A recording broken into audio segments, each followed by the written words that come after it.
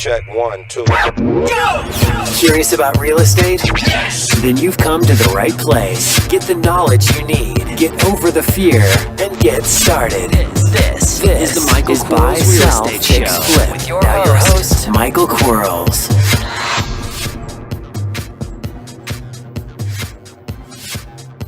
Hello, everybody. Michael Quarles with Podcast 24. Man, this is exciting. I'm doing another podcast, 2 podcasts in a row, back-to-back days. And we're going to continue this format until I just get so tired I have to stop. But in the meantime, every day we're going to answer 5 questions from investors who have questions they need answers to.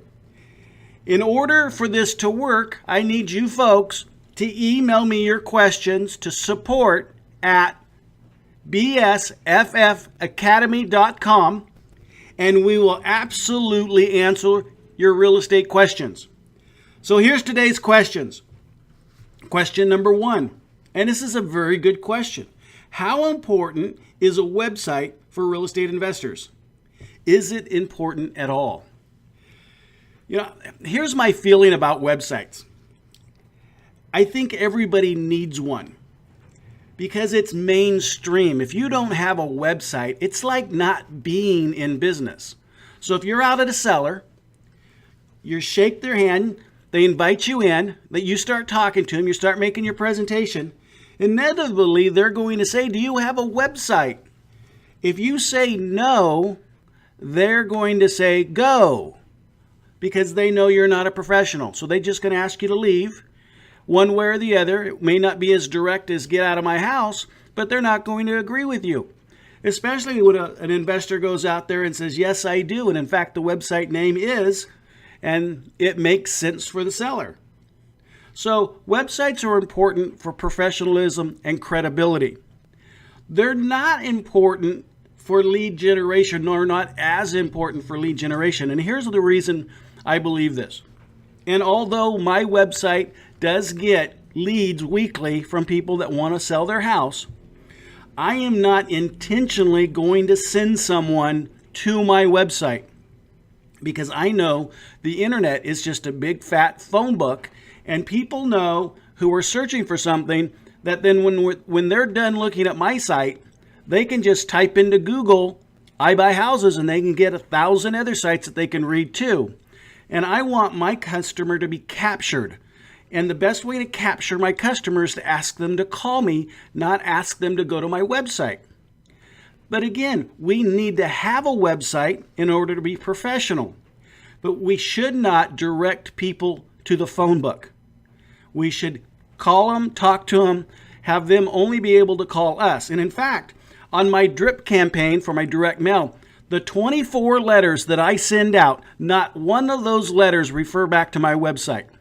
I do not want them going there. They all have my phone number. I want them to call me.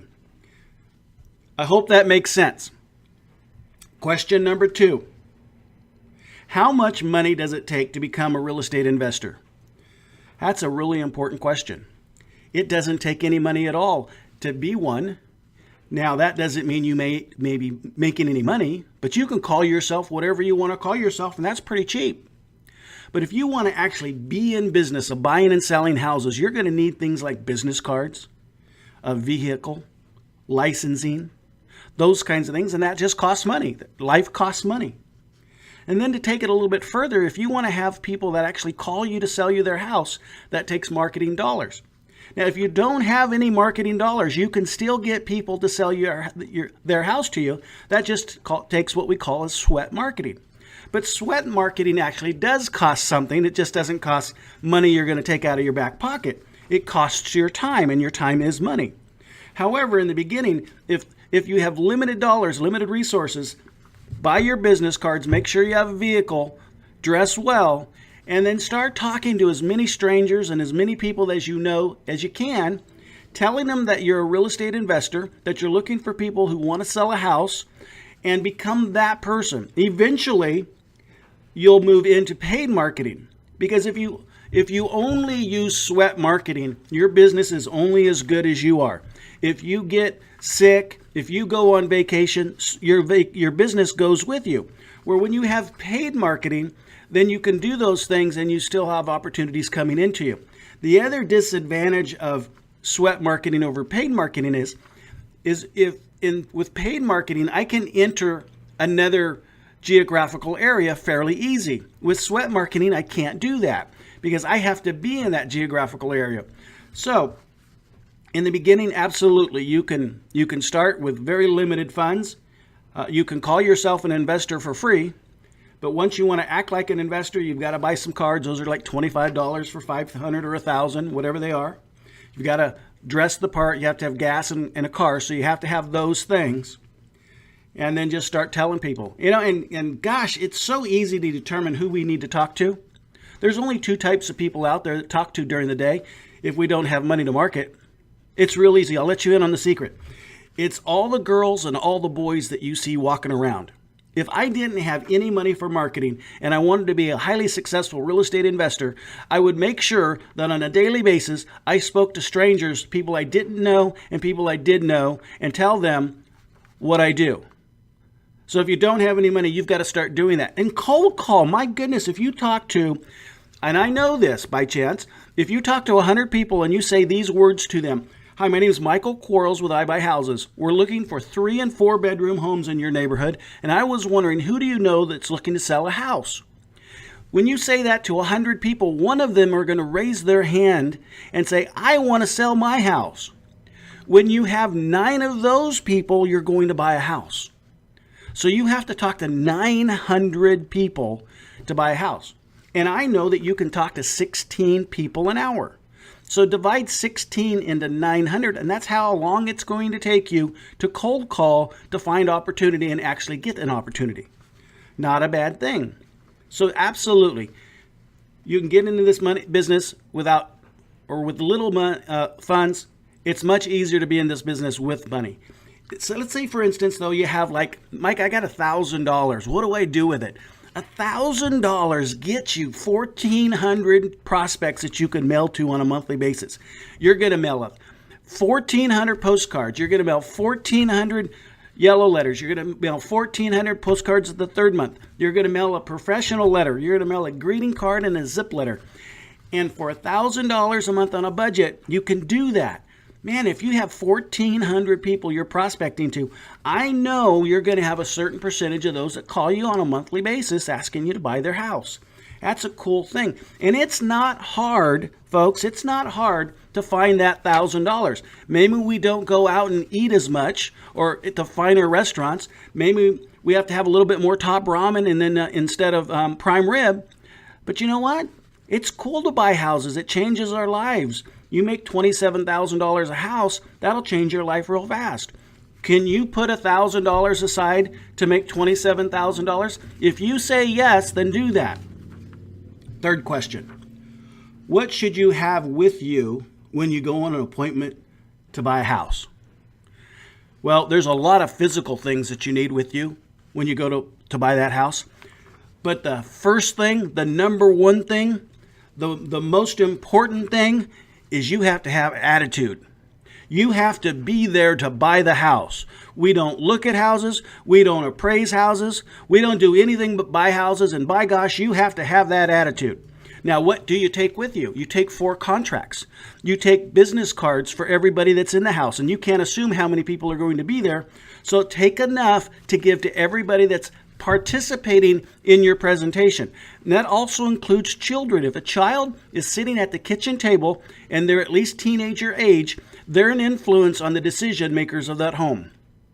So you're going to take 4 contracts. You're going to take business cards. You're going to have a property folder to put all this stuff in. You're going to take a realtor CMA. You're going to take a private CMA. You're going to take I like a map to the property so I know how to get there. I don't like using my GPS on everything.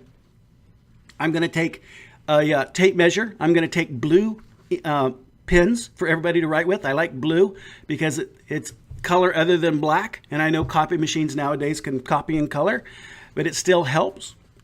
And I'm going to be prepared. Here's what I'm not going to take.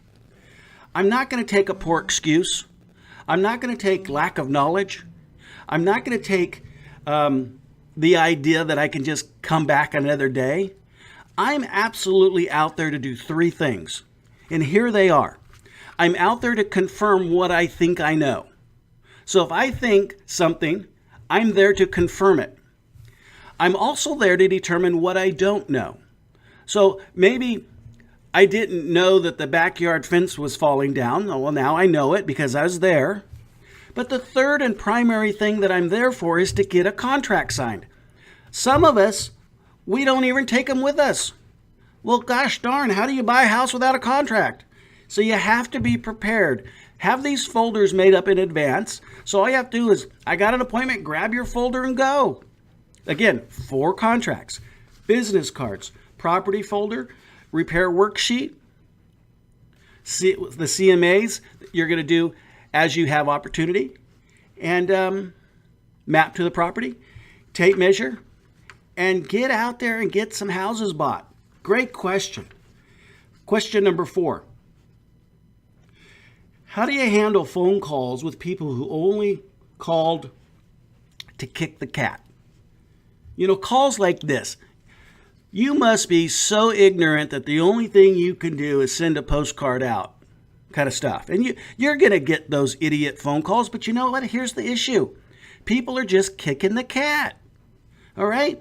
We all have done that. I'm absolutely one that kicks the cat. Hopefully I don't do it on a daily basis, but my gosh, everybody kicks the cat. And remember, these are our prospects. They're people that can afford to sell us their house.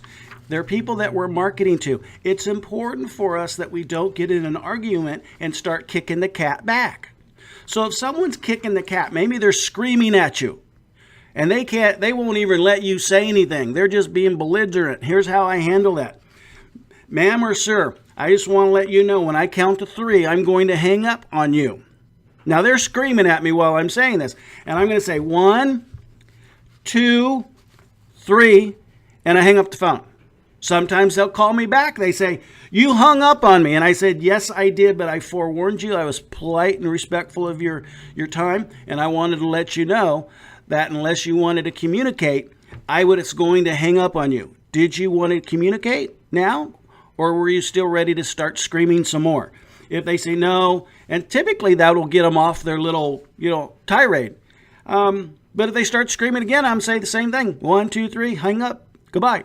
Now, what if someone is just, they're just that person? You can tell the guy or the gal that's just, they're a pain all the time. Well, that's just who they are. That's how they were raised. So here's what you do with someone like that. So they're not kicking the cat, but they're just Mr. and Mrs. Grumpy. Well, they don't know they're Mr. and Mrs. Grumpy. They just think they're normal. They think everybody else is different. Well, start being Mr. and Mrs. Grumpy with them. And I tell you what, it's amazing because they won't find very many people who can associate with them at their level. And when you start associating with them at their level, they start listening to you and communicating with you. And that's what we're trying to accomplish is when we negotiate with someone, we need to be listened to and what we say heard and understood.